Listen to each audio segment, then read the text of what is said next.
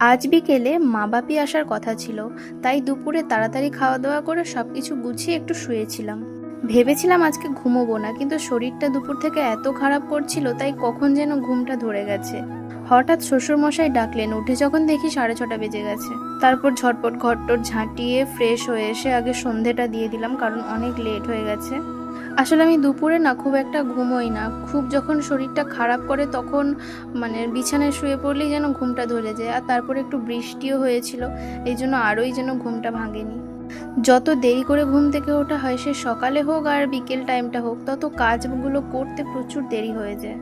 তো তারপর সন্ধ্যা দিয়ে দিলাম, আর সন্ধ্যা দিয়ে এদিকে তুলসী মঞ্চের প্রদীপ টদীপ দিয়ে তারপর বাবাকে প্রণাম করে গেছিলাম চা বসাতে। কারণ আমি মাকে ফোন করেছিলাম যে তোমরা কখন আসছো, মা বললো আর 10 মিনিটের মধ্যে ঢুকে যাচ্ছি।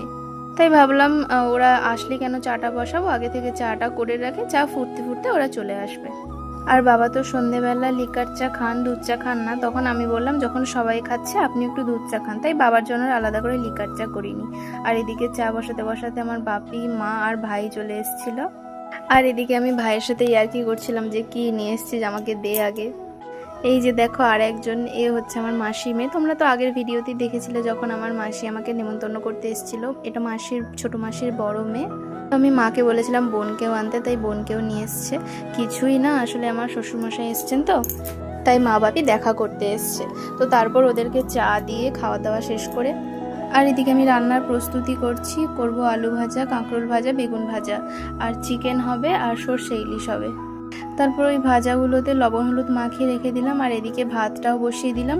তারপর ভাজাগুলো এক সাইডে করে নেব। আমি যেমন খেতেও ভালোবাসি, আমার রান্না করে খাওয়াতেও খুব ভালো লাগে সবাইকে। আমার বিয়ের আগেও আমি হয়তো খুব একটা ঘরে কাজ করতাম না তেমন, কিন্তু রান্না বান্নাগুলো আমি করতাম টুকটাক, আমার খুব ভালো লাগতো। তবে ঘরোয়া রান্নার থেকে এই টুকটাক এটা সেটা বানিয়ে ইউনিক টাইপের রান্নাগুলো বেশি করতে আমি বেশ পছন্দ করতাম। আর ওদিকে রান্না চাপিয়ে রুমে গিয়ে দেখে বাবা, মা আর আমার বাপি বসছে, ওরা টিভি দেখছে। তারপর একটা মিষ্টি খেতে ইচ্ছে করলো, মা অনেক ধরনের মিষ্টি নিয়ে এসেছিলো, তার মধ্যে থেকে আমি চিত্তরঞ্জনটাই খাই, আমার খুব ভালো লাগে ওটা। তো ওটাই খেয়ে তারপরে আবার কাঁকরোল ভাজাটা বসিয়ে দিলাম। রান্না বসাতে 8:30 বেজে গেছে। তবে সবাই একটু দেরি করেই খাওয়া দাওয়া করেছি, কারণ চা মিষ্টি আরও সবাই খাওয়া হয়েছিল, তো এই জন্য একটু পেটটা ভার ছিল বলে সবাই বলেছিল একটু লেট করেই খাবে। তারপর আর কি, মা মোটামুটি মেয়ের বাড়িতে আসলে আগে তো রান্নার হালটা ধরবে, সে প্রত্যেকের মাই। আর এদিকে আমার বর আগে ফাগে এসে দেখছে কি মিষ্টি আছে, তো ওর জন্য মিষ্টি রাখা ছিল, ওটাই খেলো। ওকে বলতে হবে না, ওটা আগেই এসে মিট সেলফ করে দেখে নিবে কি মিষ্টি আছে। যাই হোক, মা বাপি এসছে বলে ও একটু তাড়াতাড়ি বাড়ি চলে এসেছিল। আর বসে সবাই ওদিকে আড্ডা দিচ্ছিল।